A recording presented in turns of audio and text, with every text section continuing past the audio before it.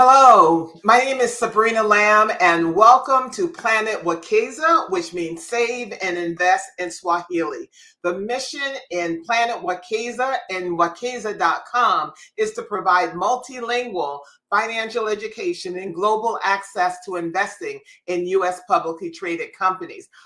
In addition to or including with our financial education mission is to understand that financial education, financial security is part of not only our culture as well as the foundation towards our long-term generational support as well as security. So here on this platform, I interview experts from professors to entrepreneurs that can really drive home not only the urgency of this mission, that your own financial security is important, but also to deepen your understanding in the historic ramifications of what's happening and why it is happening. So today I have the absolute honor of speaking with Professor Justene Hill Edwards. She is and I have damaged her book. The Rise and Betrayal of the Freedman's Bank Saving and Trust. Welcome, Professor Edwards. Thank you so much, Sabrina, for having me. And I love to see the marked up copy of the book.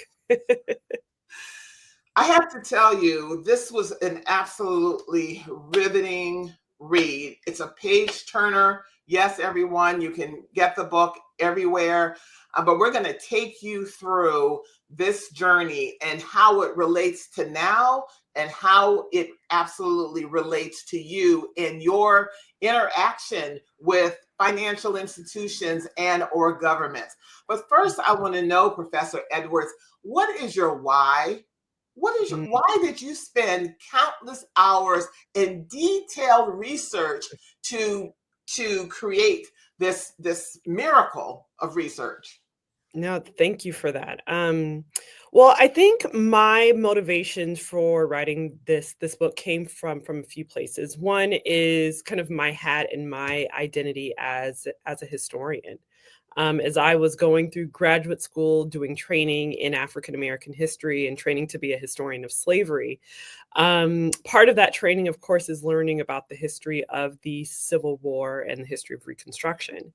And I had read a little bit about the Freedman's Bank, but not much. And so when I was finishing my PhD in 2015 and in 2016, kind of starting to think about turning the work that I was doing into my first book and thinking about what I may want to do for my second book, this is around the time when the Treasury Department approved of erecting a plaque on the facade of the Treasury Annex. And so that plaque kind of briefly details the history of the Freedman's Bank. And so kind of going back and thinking about the Freedman's Bank, I started to do as many scholars do. They kind of go and look at what other scholars and historians have written about the particular topic. And I was surprised that in 2016, there were only two other books about the Freedman's Bank, one published in 1976 and the other one published in 1924. And there were a handful of scholarly journal articles, but I was surprised at the fact that there wasn't more work done on the Freedman's Bank. And so that was one part. The other part is that I consider myself to be a historian of Black economic life in America. And so kind of pairing that with studying the histories of slavery, I saw that the history of the Freedman's Bank could be really instructive in helping me understand the longer trajectory of topics that continue to have political significance today, the racial wealth gap, the kind of talking about racial economic inequality. And so I thought that studying this period of Reconstruction when slavery ends, and studying that through the history of the Freedman's Bank would be a really interesting way to better understand these longer conversations about wealth and racial inequality that we continue to have in America today. Right. So let's have another person or spirit join this conversation.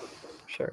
Think about the Black people, the newly freed Black people who sat through presentations by different people, historical figures, and we'll talk about who they are, and asked very, very astute questions in terms, how safe will our money be? He was referred to as an old man. Let's call him John.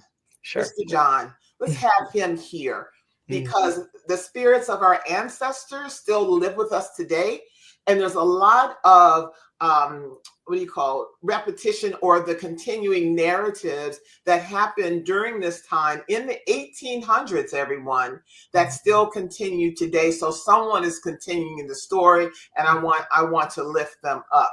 So the Black people are newly freed, okay? And so then they're trying to navigate what does this freedom mean and how they can have some security, some access to not politically, but also access to land. But then they were also trying to figure out, particularly those who served in the Union Army, trying to find out, where do I save? Where does my money? How can I keep my money safe? And many gave their money to the generals or whomever they were serving with to hold their money. Could you talk about how, coming out of slavery, and then it kind of peaked back up with Reconstruction, but how Black people navigated earning and managing their money as newly freed people? Sure. Well, I mean, an important part of this story is that, so the Freedmen's Bank was established on March 3rd, 1865. And part of this kind of longer story of the history of the Freedmen's Bank and the African American depositors was that the Freedmen's Bank was kind of evolved out of the establishment of 3 military savings banks for Black soldiers in 1864. And so essentially, Black soldiers were serving in the Union Army, and they were making money, sometimes on par with their white counterparts. And they were struggling with not really what to do with their money, but how to keep their money safe. Many of them wanted to send their money back to their wives and children. And so we have 3 Union generals established 3 military savings banks for Black soldiers, one in Norfolk, Virginia, one in Beaufort, South Carolina, and one in New Orleans, Louisiana. And so these military savings banks were actually fairly successful, such that by December of 1864, the 2 military banks in Norfolk and in Beaufort had accrued about $200,000 in Black soldiers' pay, which was kind of outstanding. And so what these banks showed to white Northerners, and what they showed to kind of the banking interests in the country at this time, was that African Americans were an untapped market, an untapped consumer for financial services. And what this showed, I think, what it kind of showed for African Americans was that they were coming out of this period of slavery into this new but kind of unstable period of freedom with an economic power. But this was not surprising to them. And this is what I talk about in my first book on free markets, where I look at the economic and financial activities of the enslaved in South Carolina. And what I show there is that African Americans, especially those who were enslaved, had been developing ideas of money, of finance for generations. They were trading among themselves. They were selling goods to their enslavers and other poor whites. And so they were armed with particular understandings of money, of the benefits of savings. And these ideas were not new. And so African Americans came to the Freedmen's Bank excited about saving money, excited about the prospect of saving enough money for what they really wanted and needed. One that was to relocate and to find members of their families. But importantly, secondly, was the opportunity to buy land. And so property ownership, land ownership was fundamentally important to African Americans as they were coming out of slavery into this new period of freedom. And they engaged with the Freedmen's Bank to help them meet that goal. Mm-hmm. And this was led because the so-called opportunity with the Freedmen's Bank was brought to their attention by a Christian minister, Alvord. Would you talk about his role in the raising awareness, the advocacy regarding the bank for the formerly enslaved to deposit their monies into this new institution that was just for them? Mm-hmm. Well, John Alvord was a white abolitionist minister from New Jersey. And in 1864, he was working as an attaché with the Union Army. And so during this period of time, he was taking the opportunity to speak to as many African Americans as possible.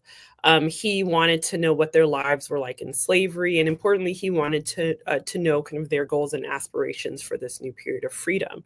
And so overwhelmingly, they told him that they wanted access to land and the opportunity to buy land and buy property. And so he took this idea of creating a savings bank for African Americans because he saw the success of these three military savings banks. And so in January of 1865, he travels to New York and he gathers a group of white abolitionists, politicians, philanthropists, bankers, and he introduces the idea of creating the Freedman Savings and Trust Company to serve the financial needs of the nation's recently emancipated African Americans, the almost 4 million of whom were kind of, again, coming into this new period of freedom. And so this was a popular idea. He gained popular support from, again, some of the nation's most important bankers and philanthropists in the North. They traveled to DC shortly thereafter and gained congressional approval for this bank. And so on March 3rd, 1865, Lincoln signs the Freedmen's Bank Act, and it is seen as being kind of Lincoln's gift to African Americans in this new period of freedom, creating a savings bank just for them. Okay, so he went and he started to gather other trustees. Most of them were white Northerners, they were wealthy and so forth. Was the initial intention of the foundation or the founding of the bank truly philanthropic? Yeah, I mean, it was established as a benevolent financial institution. And the Freedmen's Bank was not the first bank created under this idea. The 19th century saw the establishment of savings banks created by white philanthropists, especially in cities like Philadelphia and New York and Boston, to help the poor members of those cities kind of save money to help themselves get out of poverty. And so the idea of creating a savings bank for African Americans was kind of founded under this idea of safe savings banking being a cure for poverty. The Freedmen's Bank, though, was established as a simple savings bank. It was established to only receive deposits of former slaves, to invest a third of those deposits in government securities, and so a very kind of low risk financial product. And the Freedmen's Bank was supposed to operate with the least amount of risk possible, again, to protect the financial interests of African Americans. And so the fact that the Freedmen's Bank was so popular and grew relatively quickly, especially in its first 5 years, was a testament to those benevolent foundations, but also to the economic power of African Americans as, again, they were coming out of slavery, such that in the first 3 years, by 1868, African Americans had put about $3.5 million into their bank accounts, which is, again, staggering. Today, that would be about $76.1 million. And again, I think it's so fascinating and so important that we're talking about a population of recently emancipated African Americans who are putting millions of dollars into these bank accounts collectively. If you could also share the financial behaviors of African Americans during that time in the 1800s vis-a-vis their bank accounts. Did they make those deposits for long-term savings, or did they kind of use it sort of like a checking or a debit to save enough money and then to go and purchase land, for example? Sabrina, that's such an important topic and question because that fundamentally was a misalignment between African Americans and the bank's white administrators. African Americans were using the Freedmen's Bank and putting money in their bank accounts to keep their money safe for a short period of time, because what they really wanted to do was save enough money, withdraw that money, and buy land, buy machinery, buy livestock. That's really what they wanted the bank to help them do, simply to save money for a short period of time. The bank's white administrators wanted African Americans to put their money in the bank and essentially keep it there to allow for the bank's investment in securities to pay off. And so essentially, there became clear that there was a misalignment between what the bank's white administrators wanted African Americans to do with their money, which was leave it in the bank, versus what African Americans wanted to do, which was to make money, to earn money, to put money in their bank accounts, and then withdraw it when they had enough to buy land. And so that was a very early um, kind of reflection of the ways in which the African American depositors and white bank administrators were really misaligned in terms of their goals. And the other misalignment was the paternalism that you talk about, because in the 1800s, Black people were demanding to have some. Can we have Black cashiers in the bank, in the branches? Why can't we work here? Or why can't we be a treasurer here? Could you share what you deemed as a paternalistic approach to the Black depositors and their accounts and the bank? Well, African Americans were really not involved in the bank's administration, both kind of in the board of trustees or kind of running individual bank branches. And that became a problem. The first Black trustees didn't join the board until 1867, and they weren't really as involved in the bank's kind of administration or operation. And increasingly, African Americans wanted to see Black cashiers, Black bank managers in their branches. And there was kind of pushback from white bank administrators saying that, like, I'm not sure if we can really trust African Americans to run these bank branches. And so that was also a misalignment. There subsequently became more branch cashiers after the 1870s. Specifically, one of the more prominent Black cashiers was in New Orleans, and he was a biracial Black man named C.S. Salvenet. And so he was one of the more prominent of the Black cashiers. But there have been kind of conversations among scholars calling the Freedman's Bank a Black bank, and this is kind of one of the reasons why I don't believe that it was. Because first and foremost, a majority of the bank's operators and administrators and managers were white. Charlie McKinney asked, did the philanthropists and abolitionists really want financial freedom for Black people? But they wanted the Black votes, though. They wanted their money. Okay. Well, I think it's a good question, right? And the idea of the Freedman's Bank as being a philanthropic venture, I think, was really important. I think the reality was that the majority of the bank's administrators, the bank's white administrators, were involved in the bank's management because they liked the idea of being involved in it, not because they were necessarily really supportive of the bank kind of growing and expanding and ultimately benefiting African Americans. And that was part of the bank's fundamental problem.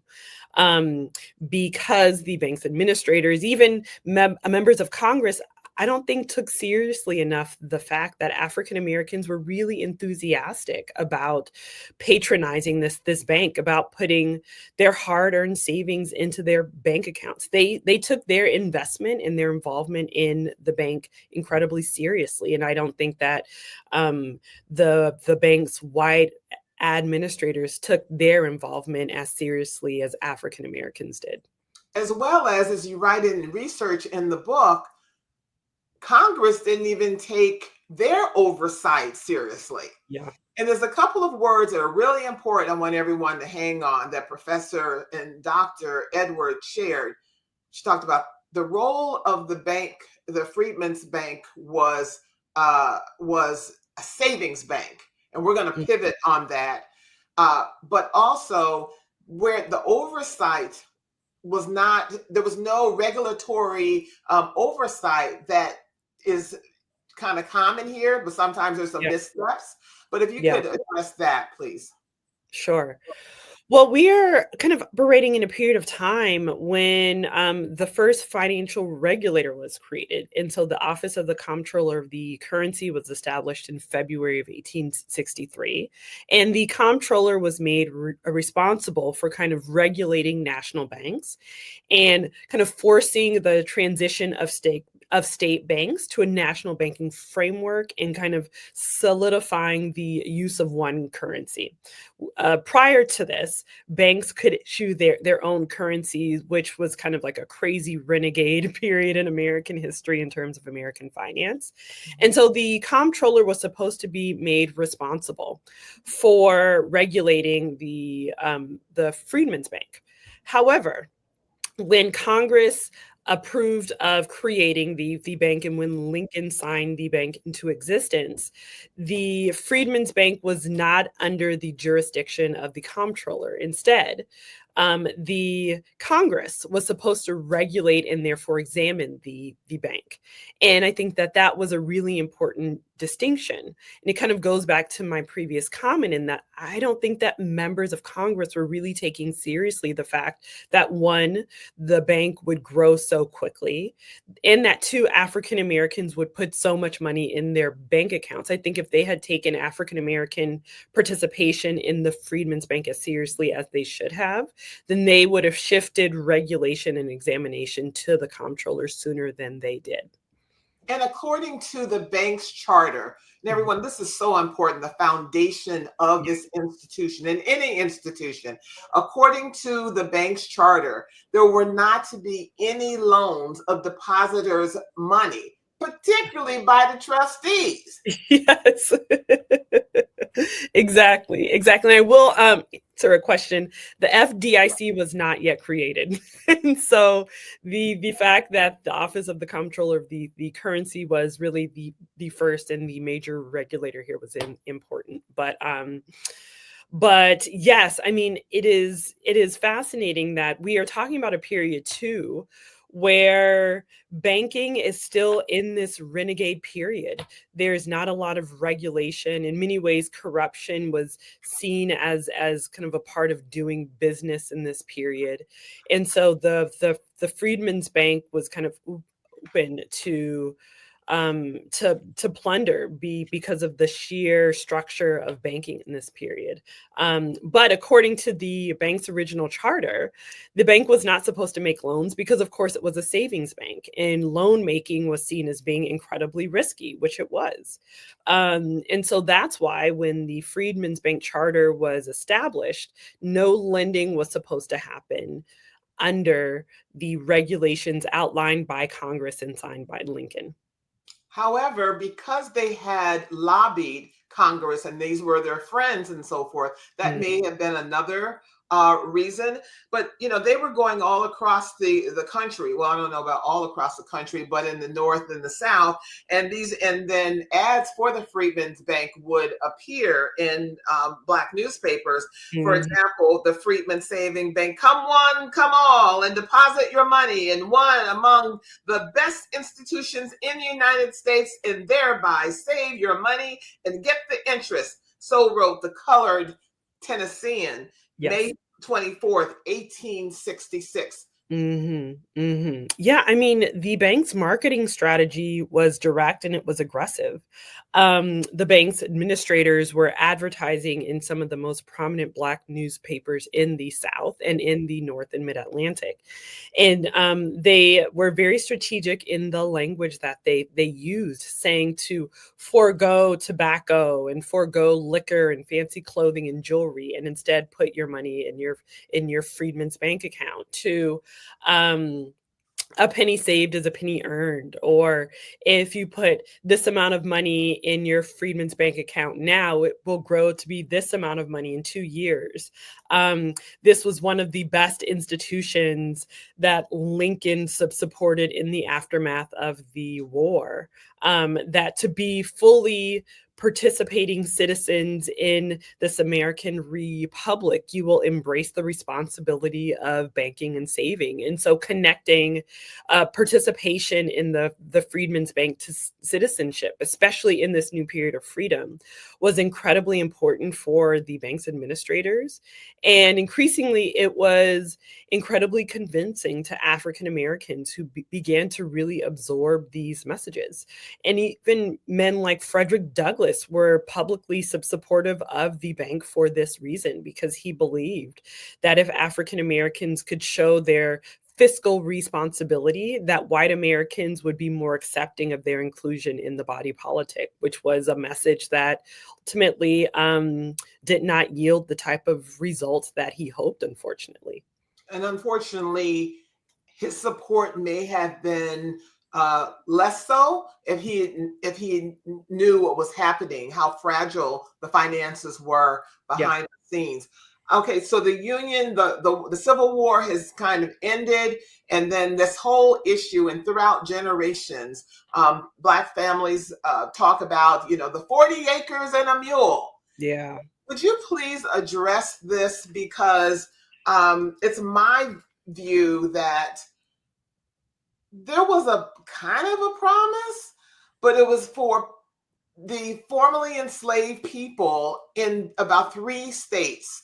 Mm-hmm. Georgia, South Carolina, and maybe one another, but it was an order that was issued. And then what happened to that order to give those formerly enslaved land? So we can put this 40 acres and a mule promise with just some more transparency, I think. Sure. Well, it is called Special Field Order number 15, and it was signed into law by Union General William T. Sherman.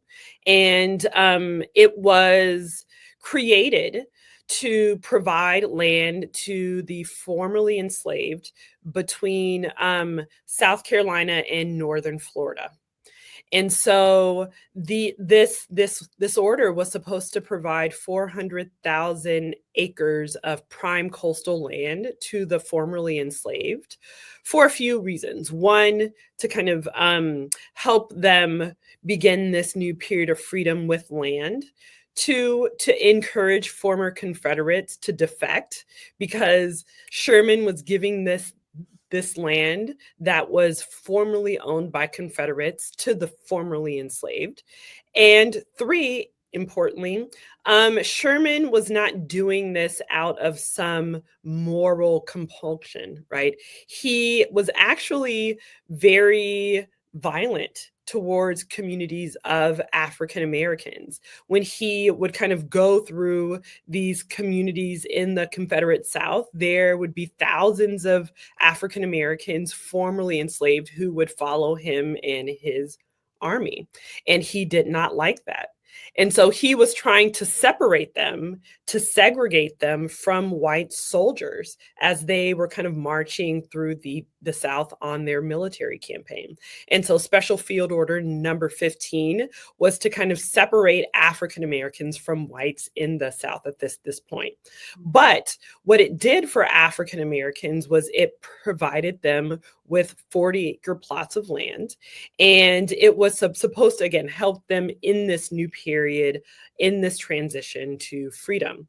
Now, subsequently, when Lincoln was assassinated and President Andrew Johnson kind of arises into this role as president, in the fall of 1865, he rescinds it. And African Americans are divested of this land. And so 1865 in this period is so important for African Americans because we see this great promise of freedom, this great promise of land, but it is almost immediately rescinded once Johnson comes into president that fall. And President Johnson also forgave pardon, where that word come up, pardon the former Confederate soldiers and gave the land back to them after the Black people had been promised and were starting to build their lives on that land. And was it Alfred or who visited Ediston Island and met with the community of Black people. We're talking 1800s, everyone. I believe it was Saxton who was at this point the Secretary of War. To explain that's not going to happen. Yes. And so he goes to South Carolina and he meets with communities of African Americans. And he is given the responsibility of telling them that they no longer have legal claims to this land. And I even think he realized what a challenging responsibility he had, right? Because he had kind of witnessed African Americans building communities on this land, and so he's kind of forced to give out this horrible news. And of course, African Americans are upset; they're angry because we might even say that the land was an initial form of reparations for generations of violence, of forced labor, of family separation, and so this period is again a period of great promise, but great tragedy because African Americans are experiencing this new period of freedom, but really not having the direct support of the federal government in making their claims to freedom in these very tangible ways, which is land. And as we entered the Reconstruction era, and as Black people were supporting the Freedmen's Bank, they experienced widespread violence in response because of white fears and anger to their exercising or determination to exercise their economic rights. Absolutely. In states like Louisiana and Texas, there were dramatic upticks of racial violence where white Americans and former Confederates were taking out their frustrations with losing the war on African Americans themselves. And so we see these moments of essentially race riots where white Americans are terrorizing Black communities in this period. And so while I might say that the history of the Freedmen's Bank is could be seen as a one of promise, right? African Americans really displaying and demonstrating their economic fitness for freedom. They're also under the constant fear of white violence in this period, and that violence continues past Reconstruction into the beginning of the 20th century. Okay, let's go back to the office, back to the bank, because he was Minister Alvord. Am I pronouncing his name correctly? Alvord. So Minister Alvord was saying, I'm under a lot of stress trying to manage all my professional responsibilities. Yes. I think we should move the bank from New York, and it was on Cedar Street, everyone, from Cedar Street to Washington, D.C., and we also need to recruit some new trustees. Yes. Where did how did Jay and Henry Cook figure into all of this history? Sure. Well, 1867, 2 years into the bank's operation, was a very important year. Prior to this, the bank's main office was in New York, and that's because that's where the majority of the trustees lived and worked. But Alvord, who again was the bank's founder, at this point, I think he's the second vice president of the bank. He introduces the idea of moving the Freedmen's Bank main office from New York to DC. He says that it means that the bank will be closer to a broader hub of African Americans, but importantly closer to Congress and the federal government. And so he gets approval for this, but around the same time, it's really in the spring of 1867 when this happens, a handful of board members drop off, and Alvord introduces a new crop of trustees who will fundamentally change the bank's operational structure. The most important of whom was Henry Cook. Now, Henry Cook was a banker. He and his brother Jay Cook ran the most valuable and important investment firm, the first investment firm in America, Jay Cook and Company. And at the time, Henry Cook was the president of First National Bank, which was the DC branch of Jay Cook and Company. Now, Henry Cook was incredibly well connected. He and his brother were. They were close personal friends with Lincoln because during the war, they together had raised about $1 billion for the war effort. And at this time, they became incredibly wealthy. They were also close personal friends with Treasury Secretary and Chief Justice of the Supreme Court, Salmon P. Chase. They were also friends with Grant, who would become president in 1870. And so they were very tightly connected, well connected to many of the major political and economic players in the nation at this period of time. And so when he joins the Board of Trustees in the spring of 1867, he brings a cohort of men with him who support his financial and political goals. The most important of which was to begin to lobby members of Congress to change the bank's charter. So again, the bank is a savings bank. It's not supposed to make loans. Henry Cook believes that he and his business partners could potentially benefit financially if the bank started to make loans, because he saw millions of dollars of African Americans' money just sitting in bank accounts. Interestingly enough, it is around the same time that the bank makes its first illegal loan. And so on April 19th, 1867, a man named D.L. Eaton takes a loan for $1,000. Cook's friend. Yes, Cook's friend. Who became the board of, he was a member of the Board of Trustees brought in by Cook. Yes. Okay. And yeah, so he was recruited, so to speak, by Cook, because as you write in the book, because Cook thought, or may have thought, well, he's not going to challenge anything. Exactly. Right. And he could potentially benefit from being in this position. And did. And so Eaton takes the first loan, $1,000. It's an illegal loan. He pays it back. But importantly, 2 weeks later, he signs on to be the bank's actuary, which is the person who is supposed to evaluate the risk profile of the bank's investment portfolio. And so I say that it is only 2 years into the bank's operation that corruption really starts to seep in. And from there, the bank makes almost $100,000 in illegal loans between 1867 and when Congress actually approves of amending the bank's charter in May of 1870.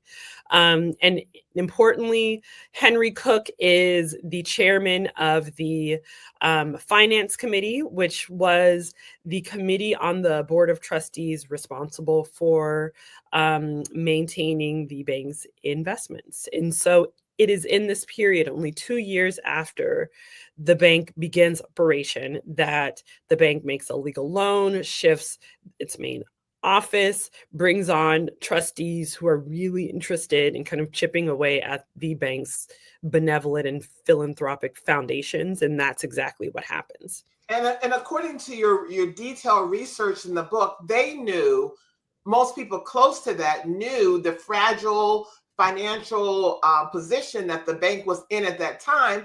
But the bank trustees led by Cook thought it would be a great idea to buy land in Washington, to build a new cathedral gold, trim building in Washington. In fact, the New York Times wrote at that time in the 1800s, please tell us what year that was, said, this is a crazy idea.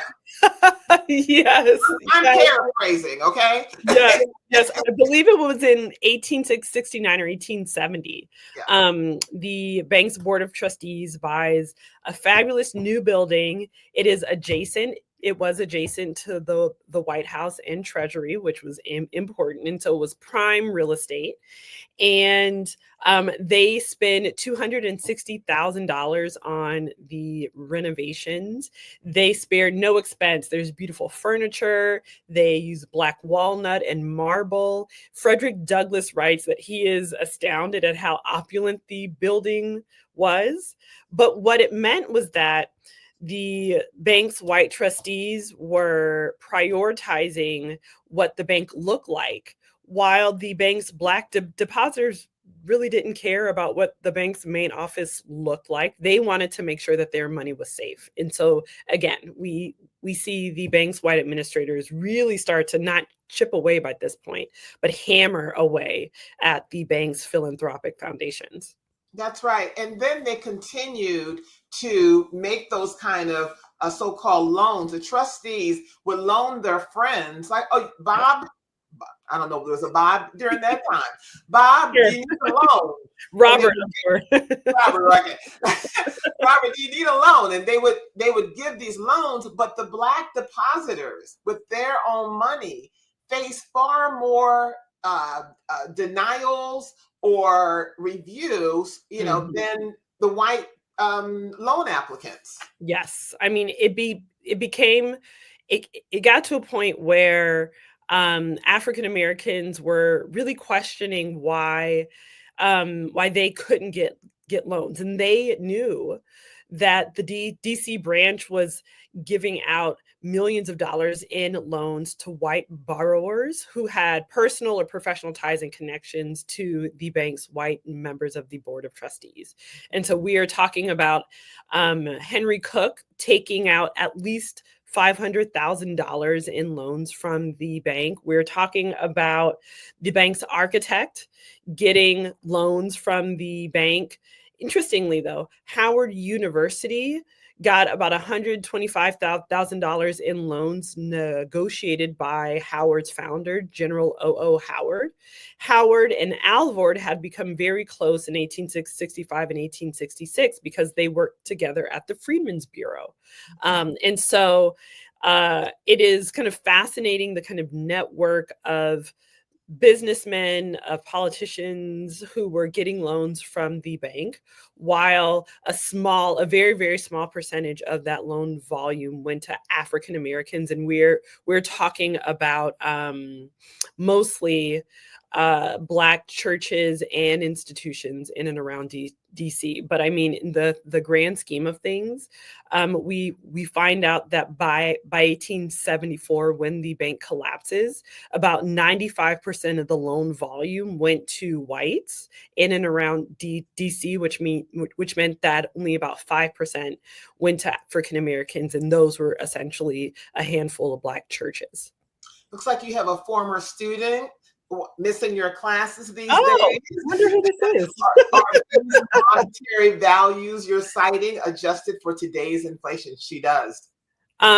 Yes, that is in the book. And so one of the figures that I cite quite regularly is that by 1874, African Americans had put about $57 million in the bank. Adjusted for inflation today, that would be about $1.5 billion. Did the bank grow too fast at its heyday? How many states or cities was it located in, and did it grow too fast? Yes, I think it did grow too fast for a variety of reasons. But at its heyday, at its height, by 1872, there were 37 branches across 17 states, and so we have as far north as New York and Philadelphia, as far south as Tallahassee, Florida, and as far west as St. Louis, Missouri. There were, interestingly, proposed branches in Texas, in Houston, and in Galveston, but at the time, specifically in 1866 and 67, the bank's white administrators said that they could not establish branches there because of the rise of racial violence in those two places. And so the bank actually could have spread out more, but we also do need to account for this is still a period of racial violence and clashes, especially in the former Confederate South. But the bank spread fairly quickly, such that by March of 1866, there were about 19 branches, which was kind of astounding, right? And the problem was that the bank's administrators were not being judicious about how they were spending depositors' money. Instead of renting bank branch buildings, they were buying buildings outright. Right. They were not necessarily training the bank's cashiers. Um, Or and paying the cashiers. Yes, and so there were kind of back and forth between how much cashiers would be paid based on kind of where the branches were. And so the bank spread very quickly. And so while African Americans were continuing to put lots of millions of dollars in the bank, the bank's administrators were not being as judicious as they should have been. And kind of throwing into this, the bank's main office was lending millions of dollars. And so we are talking about a situation that could have been helped if there was perhaps a regulator to do its job. But the first examination actually does not happen until February of 1873. And that's when Congress mandates that the comptroller send out examiners to examine the Freedman's Bank. And what the examiner finds is that the bank is essentially insolvent.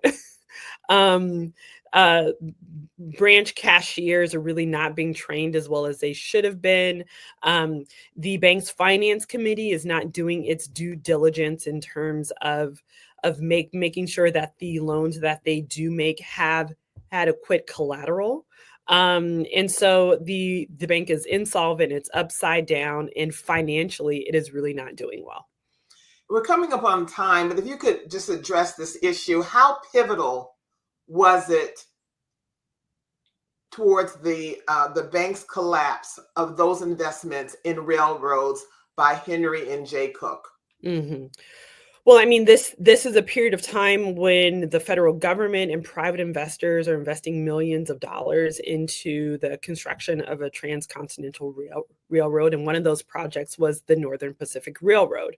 And so the Cook brothers were made responsible for raising capital for this project, and they were having a hard time. They couldn't find investors both domestically and internationally in Western Europe. And so what happens is that in the beginning of 1873, they start to prepare for bankruptcy. That subsequently happens in September of 1873, and it sparks what's called the Panic of 1873, which is a financial depression. And so what do bank depositors do? They make runs on the bank, on their bank branches, because they want their money. And so as we know too, I mean, runs on bank kind of increases the level of instability because most banks don't have that much capital or cash, right? They send their money to the main branch or invested or what have you. And so this kind of, again, continues to chip away at the bank. And so the failure of this railroad project kind of pushes the Freedman's Bank further to insolvency. And that is essentially what happens with the second comptroller examination in February of 1874. It is an even more damning examination, and that is made public. And so by this time, John Alvord is the bank's president. He becomes the bank's president in 1868. A small but vocal group of trustees start to push him out and say that he's really not done a good job. He's allowed for the Cook brothers to come and pillage the bank. And so John Alvord resigns. And then in March of 1874, they ask and invite Frederick Douglass to be the bank's last president. He says yes. He becomes the president. He looks at the bank's finances and realizes that they're upside down and that the bank is completely insolvent. And he is entering this position to essentially be the president of the Freedman's Bank when it fails. And that's exactly what happens on July 2nd, 1874. So in order to find out were the Black depositors, of course, they got their money back. And what happened to? Well, no, you can't answer. You can't answer, Professor Cook. All right, because I mean, Professor Cook, Professor Ed. Of course, Henry and Jay Cook, they all went to prison, or did they? Well, what happened, and why was Frederick Douglass brought in, and what was his response to it? But I do want you to. They have to read the book. Yes. Okay. You're gonna have to read the book. Yours looks prettier than mine. So, the final question here on Planet Wekeza, and thank you for being here, Professor Dr. Justene Hill Edwards. How does this issue, this emotion regarding trust, permeate our community from the time we've set on the shores of North America? Mm-hmm. How and why does it continue to permeate as it relates to our feeling towards government institutions and financial institutions, and what can we do today because you have to keep your money safe. We do have the FDIC now. Yeah. How should Black America and Black people throughout the African diaspora feel about engaging and trusting financial institutions? Sure. Well, I mean, I think that I think we have to understand that we have to be proper stewards of our money, but that's not new. It's not like African Americans and people of African descent need to be told that. We know that. And so I often think that much of the conversations about financial inclusion and the racial wealth gap put a disproportionate amount of responsibility on Black communities, without taking into consideration the historical and generational injustices that the financial services industry has waged on Black communities.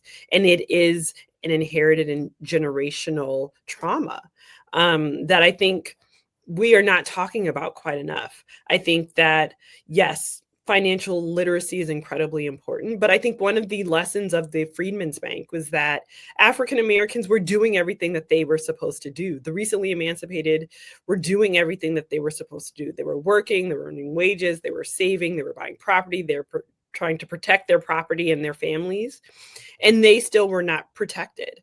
And so this is why there is a disproportionate lack of trust in traditional financial institutions. I think that the work that you are doing is so instrumental in kind of teaching our community, both here and internationally, that that we have this economic power, and this is what we need to do with it. We need to be proper stewards of our own financial future, and so I think that understanding where that distrust comes from and really appreciating it too, right? Like African Americans, people of color, people of African descent, perhaps disproportionately don't trust traditional finance and traditional banks for specific reasons.